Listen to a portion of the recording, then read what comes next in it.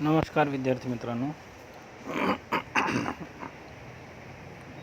आज आपण इथे BA तृतीय वर्ष वैदिक साहित्याच्या पेपराचे अध्ययन करणार आहोत.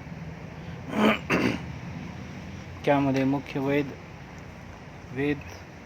वेदाची परिभाषा, वेदाशी संबंधित आपण माहिती इथे बघणार आहोत. बघा, इथे आपण आपल्या स्क्रीनवर मराठीमध्ये विस्तृत आणि छान माहिती इथं आपल्यासमोर आहे. मी तुम्हाला वाचून दाखवतो. वेद, जे जगात नाही ते वेदांत असे म्हणतात. वेद हे भारतीय धर्माचे व संस्कृतीचे मूलाधार ग्रंथ आहे. मंत्र ब्राह्मणयोर वेद नामधेयम अशी वेदाची व्याख्या करता येईल. म्हणजे मंत्र आणि ब्राह्मण या दोघांचं काय आहे, वेद नाव आहे असं हे म्हणतात. जगातील पहिले साहित्य वेद हे मानवसृष्टीच्या आधी परमेश्वराने मानवाच्या कल्याणासाठी निर्माण केले आणि म्हणूनच ते अनादी आहेत अशी वैदिकांची धारणा आहे. ऋग्वेद, यजुर्वेद, सामवेद आणि अथर्ववेद यांना वेद अथवा संहिता असे म्हटले जाते. या वेदांचे संहिता, आरण्यके, ब्राह्मणे आणि उपनिषदे असे 4 उपविभाग आहेत. सर्वप्रथम आपल्यासमोर येथे 4 वेद येतात. ते म्हणजे ऋग्वेद, यजुर्वेद, सामवेद आणि अथर्ववेद. त्यानंतर त्यांची आरण्यके ग्रंथ येतात.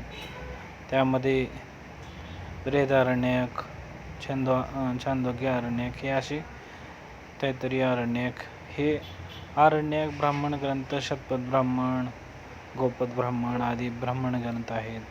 त्यानंतर उपनिषद, ऐतरेय उपनिषद, तैत्तिरीय उपनिषद, ईशोपनिषद हे उपनिषदे येतात. असे हे त्यांचे उपविभाग आहेत. उपनिषदे ही वेदांच्या शेवटी येतात.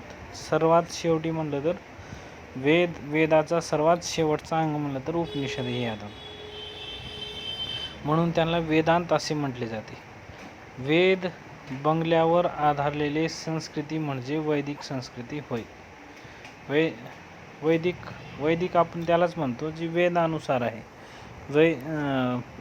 वेदानुसार जेवढे काही कार्यक्रम, क्रियाकलाप आहेत, जेवढे काही संस्कृती आहे, जेवढे काही सद्गुण आहेत, ते सर्व वैदिक या शब्दामध्ये उपस्थित होतात. तर यामध्ये वेद हे आपले सर्वाधिक प्राचीन साहित्य मानले जाते. वेदांची निर्मिती अनेक ऋषींनी केली. वेदामधील काही सूक्त हे स्त्रियांनी रचलेल्या आहेत. सूक्त आहेत काही, सूक्तामध्ये काही असे ही सूक्त आहेत ज्यांची निर्मिती स्त्रियांनी केली आहे. जसे लोपा, मुद्रा ही अशा स्त्रिया पण होत्या, त्यांनी पण हे मंत्रद्रष्टा झालेले आहेत.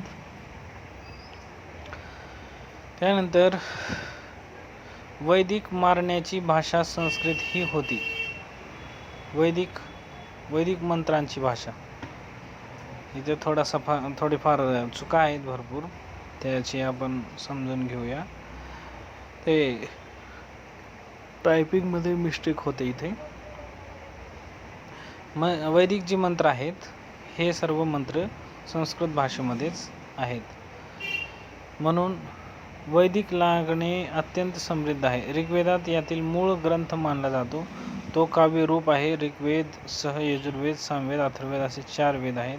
या 4 वेदांच्या ग्रंथांना संहिता असे म्हणतात. जसं की आपण पूर्वच याचा अध्ययन केलेलं आहोत. ऋग्वेद हा जो ग्रंथ आहे, हा ग्रंथ आपला दैवीय शक्तिया जेवढ्या आहेत त्यांच्या प्रार्थनेसाठी हा ऋग्वेद ग्रंथ रचलेला आहे. जे आपण म्हणतो देव ज्यांची पूजा करतो, ते पूजनीय जेवढे काही देव आहेत ते या ऋग्वेदाच्या मंत्रामध्ये तिथे देवतांची स्तुती करून, त्यांची प्रार्थना करून त्यांची पूजा केलेली आहे. असे हे ऋग्वेदाचं हे आहे, ऋग्वेदामध्ये आहे. तर त्यानंतर सामवेदामध्ये यजुर्वेद यजुर्वेद म्हणजे यज्ञ कर्माशी निगडीत जो ग्रंथ आहे, जो वेद आहे, तो यजुर्वेद आहे.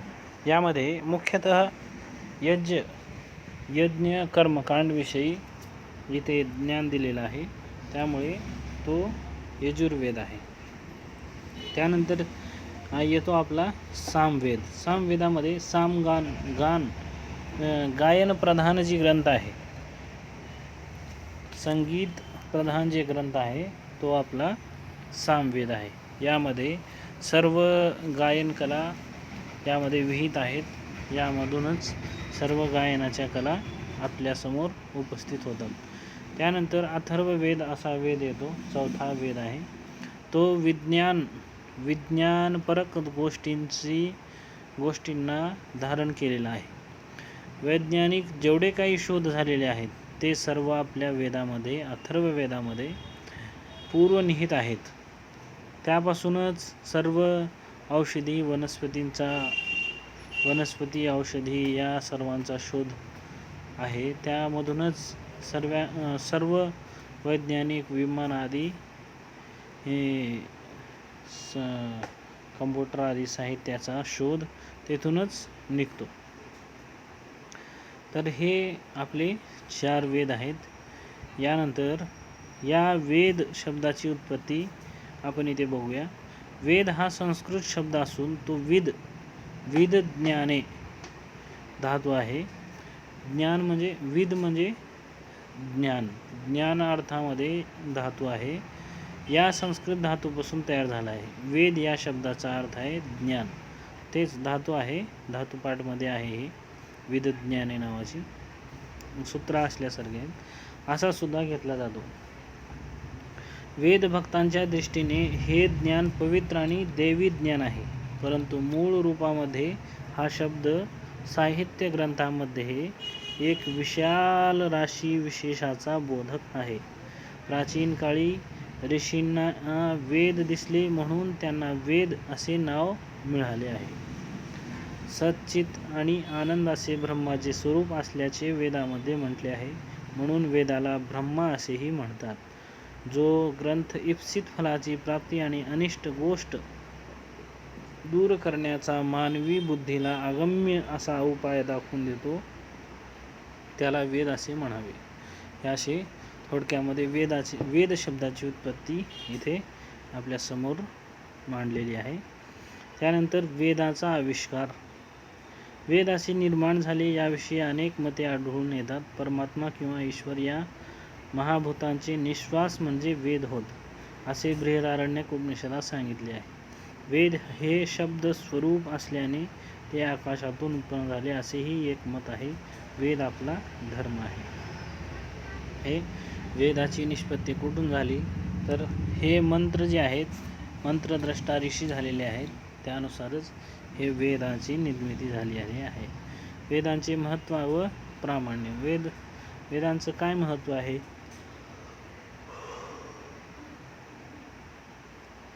वेद हे आर्य धर्माच्या मूलस्थानी आहेत. वेद जे आहेत ते सर्व आर्य म्हणजे श्रेष्ठ लोकांचा मूल स्थान आहे. वेदो अखिलो धर्म मूलम. सर्व धर्माचा, सर्व कर्तृत्वाचा, सर्व कर्मत्वाचा जे मूळ आहे ते एकमात्र वेदच आहे, असे मनुवचन प्रसिद्ध आहे. हे मनु महाराजाचे वचन आहेत मनुस्मृतीमध्ये. वेदावरून तत्कालीन आर्यजनांचा भौतिक उन्नतीची कल्पना येते. व्यक्ती, समाज आणि राष्ट्र या 3 गोष्टींच्या माध्यमातून आर्यांनी भौतिक उत्कर्ष साधला होता. वेद स्मृती, सदाचार आणि स्वतःचा अंतःकरणास जे बरे वाटेल ते अशी धर्माची 4 प्रकारची लक्षणे आहेत. भारतीय आस्तिक दर्शनांनी आपापले तत्त्वज्ञान मांडताना वेदांचा आधार घेतला आहे, असे हे आपल्या इथे हे आहे. वेदांचा कालनिर्णय असा समजला जातो की ख्रिस्ती शतकापूर्वी 1000 वर्षांच्या पलीकडच्या 2500 वर्षापर्यंत मानला जातो. 2500 ते 1750 हे ऋग्वेदिक काळ असा म्हटला जातो. त्यानंतर उत्तरवैदिक काळ हे असे 1700 ते 1750 ते 500 600 इसवी पूर्व मानला जातो. हे असं काळाचं खंडन आहे. वेदांचे रक्षण व अध्ययन. व्यासांनी वेदाचे प्रवर्तन केले व त्यांच्या शिष्यांनी वेदांचे ग्रहण करून त्यांची परंपरा पुढे चालू ठेवली. हे सर्व शिष्य ज्ञानोपासक होते. वेदांचे अध्ययन करणे, त्यांचे अध्यापन करणे व वेदांचे संरक्षण करणे त्यांचे जीवित कार्य होते. म्हणूनच मूळचा वेदमंत्रामध्ये कोणत्याही प्रकारचा बदल होऊ नये यासाठी प्राचीन ऋषींनी अनेक क्लृप्त्या योजल्या आहेत. हे वेदमंत्र सस्वर असे टिकावेत यासाठी आणखीन एक युक्ती प्राचीन आर्यांनी योजली आणि ती म्हणजे वेदांच्या विकृती तयार करणे ही होय. वेदांचा स्वरूप. वेदांमध्ये अग्नी, इंद्र, वरुण, उषा, मरुत अशा विविध देवतांची स्तुतिपरक सूक्ते आहेत. वैदिक ऋषींनी निसर्गातील वेगवेगळ्या शक्तींना उद्देशून रचलेली ही स्तोत्रेच आहेत. वैदिक काळातील कुटुंब व्यवस्था, लोकजीवन, संस्कृती, आश्रम व्यवस्था, शिक्षण पद्धती, राष्ट्रदर्शन, तत्त्वज्ञान विषयक संकल्पना अशा विविध मुद्द्यांची माहिती आपल्याला वेदांमध्ये अभ्यासायला मिळते. आधुनिक काळात ही अभ्यासायाची गरज. आधुनिक काळामध्ये, आताच्या काळामध्ये वेद हे आपल्याला दिसून येत नाही, याचा अध्ययन आपण करत नाही आहे. त्यामुळे हे आजच्या काळामध्ये सक्त गरजेचा विषय आहे. वेदांविषयी मराठी पुस्तके असे आहेत. अनोखा परिचय ऋग्वेद आणि उपनिषदाचा रघुनाथ जोशीचं पुस्तक आहे. ऋग्वेद शांती सूक्त आहे, केशवशास्त्री जावळेकर. ऋग्वेद सार आदी पुस्तके, अनेक पुस्तके आहेत, ते आपण अभ्यासायला पाहिजे. त्यापासून आपल्याला वैदिक वेद या सर्व गोष्टींची जाणीव होते. या सर्व ग्रंथांचा परिचय आपल्याला अत्यावश्यक आहे. तरी आपण हे पुस्तकांचे अध्ययन केलं पाहिजे. धन्यवाद.